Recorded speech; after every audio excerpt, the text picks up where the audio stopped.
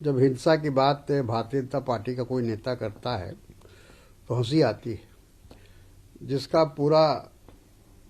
जिसकी आइडियोलॉजी, जिसकी विचारधारा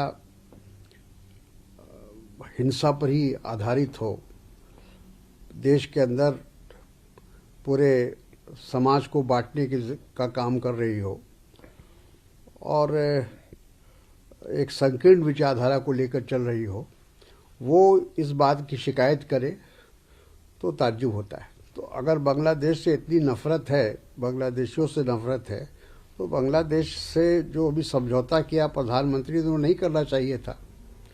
अभी 2 दिन नहीं हुए हैं कि प्रधानमंत्री हमारे और बांग्लादेश की प्रधानमंत्री के बीच में समझौता हुआ है, दोनों ने हस्ताक्षर किए हैं और मधुर संबंध बनाने की बात कही है। और अगर ऐसा मामला है तो बांग्लादेश से बात करनी चाहिए कि हमारे यहाँ आपके घुसपैठिए आ गए हैं, आपके लोग आ गए हैं, इनको वापस लीजिए। तो ये बात करने की हिम्मत क्यों नहीं होती है? चुनाव प्रचार में किसी को भी बुलाया सकता है, जो अगर कोई अपने विचारधारा का व्यक्ति है या नेता है तो उसको बुलाया जा सकता है। और ममता बनर्जी एक महिला होकर जिस तरह से वो बिल्कुल भारतीय जनता पार्टी को मुंहतोड़ जवाब दे रही हैं, ये अपने आप में बड़ी बात है।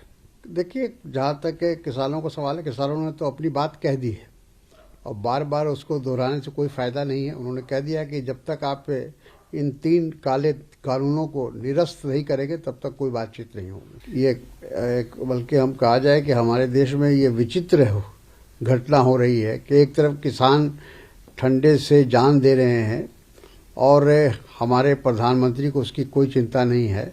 हमारे गृह मंत्री कलकत्ते में जाकर भोज कर रहे हैं।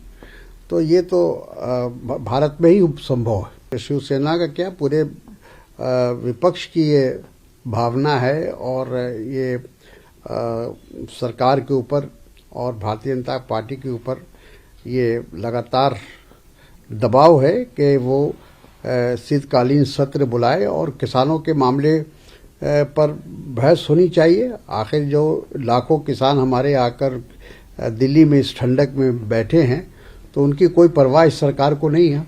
देखिए, डीएमके वहाँ बहुत पावरफुल पार्टी है और ग्रास रूट वाली पार्टी है और हमारा गठबंधन उनके साथ है और इस बार डीएमके के सरकार में आने की पूरी संभावना है।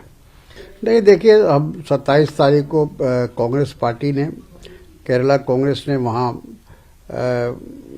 सारे एमपीज़ की और डिस्ट्रिक्ट कांग्रेस कमेटी और पॉलिटिकल अफेयर्स की कमेटी है, उसकी सबकी जॉइंट मीटिंग बुलाई गई है। मैं भी उसमें शामिल होऊंगा और वहाँ हम लोग बैठकर तमाम चीज़ों पर गौर करेंगे कि आखिर क्या वजह हुई कि हम लोग को लोकल बॉडीज़ में जितनी कामयाबी हम की आशा थी या उम्मीद थी वो पूरी क्यों नहीं हुई। शुक्रिया सर।